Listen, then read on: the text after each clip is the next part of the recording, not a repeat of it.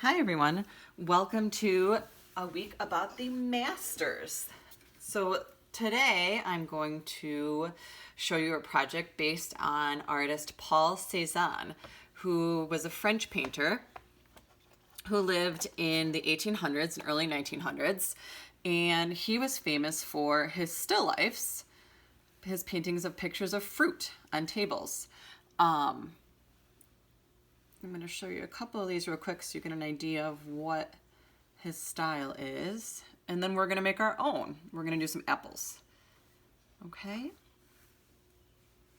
So let's get started. You're going to need a piece of paper. You're going to need something to draw with. And I'm going to use paint, but you can use crayons, you can use markers, you can use anything you want to color it in. You're going to start by drawing 3 circles in the center of your paper. 1, 2, 3. Okay, then you're going to add the letter C to each of them. Okay, and you're going to put a line in the center of that going up. It's going to be our stem. And they don't have to be perfect. They can be lumpy, they can be bumpy. Apples are definitely not perfect circles. I'm going to go around mine one more time just to make them a little bit bolder. Okay.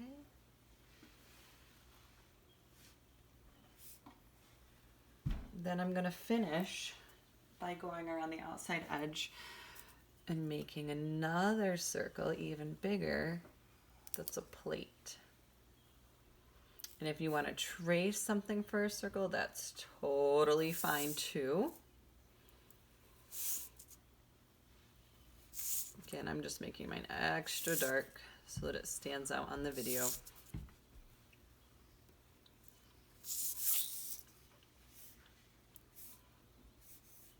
Okay, hopefully you can see that.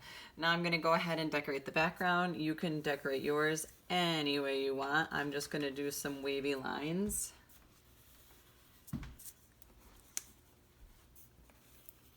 And maybe some circles.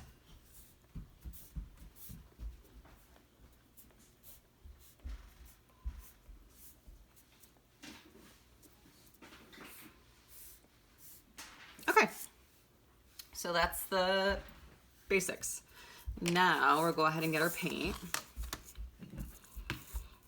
And I'm gonna start by doing the darker part of our apples. So I'm going to take the darkest red I have, and I'm really going to load it on my brush. Swirl and swirl and swirl. I'm going to paint right on this edge. And if you are doing watercolor with me, if you let it dry and then come back and add another coat, it'll make it even brighter.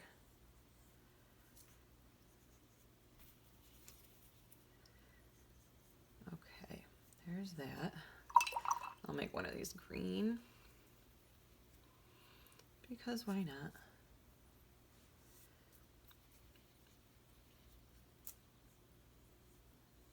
This type of watercolor painting is called wet on dry, because it's exactly what it sounds like. You're painting wet watercolor onto dry paper.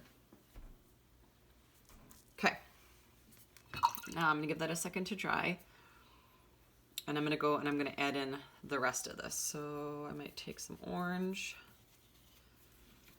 to go with the red ones. Just give your brush a little wiggle right where they meet. And it blends in nicely.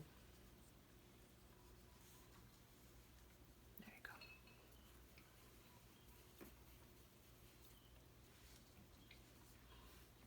Even pick up a little bit of yellow so it's going to get lighter, lighter, lighter as it goes.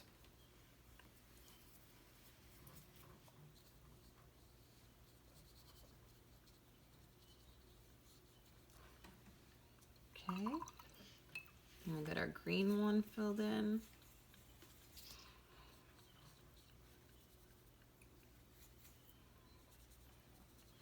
Now, Next, you would think, okay, let's follow the same order and do the plate.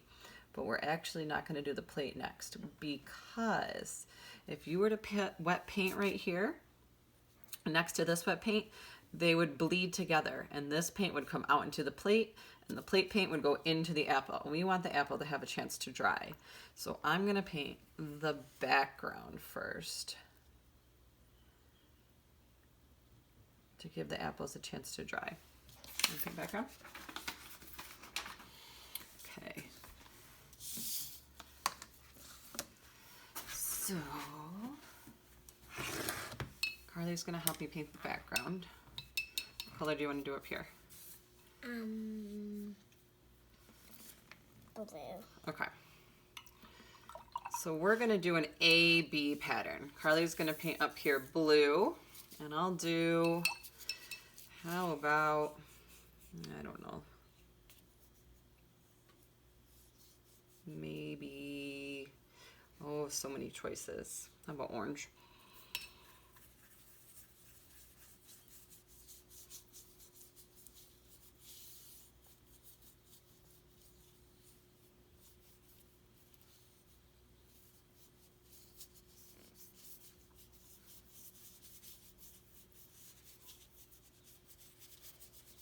Very good.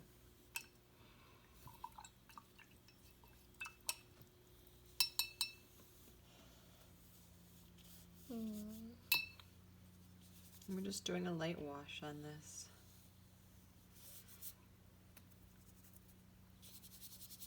You gonna do a red for the next one? Okay, we won't do a pattern. We'll just do it however we feel.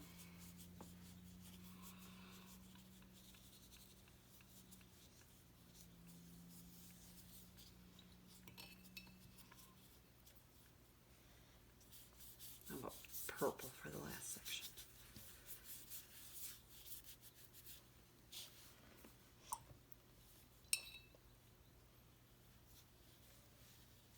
You gonna help me down here? Thanks.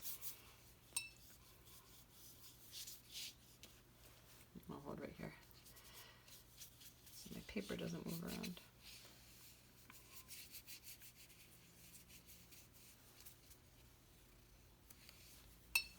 Get a little bit more red up here for you, okay?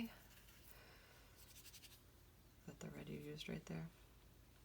Yeah, okay. All right, and now our apples probably have had enough time to dry.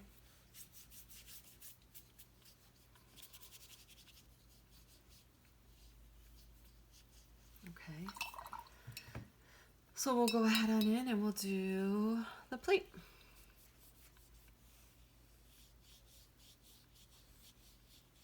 If you still have areas like right here that are wet, just take your time going around it. The crayon, the wax in the crayon does a nice job of helping to separate the paint. It creates like a little bit of a wall, but still going slow also helps.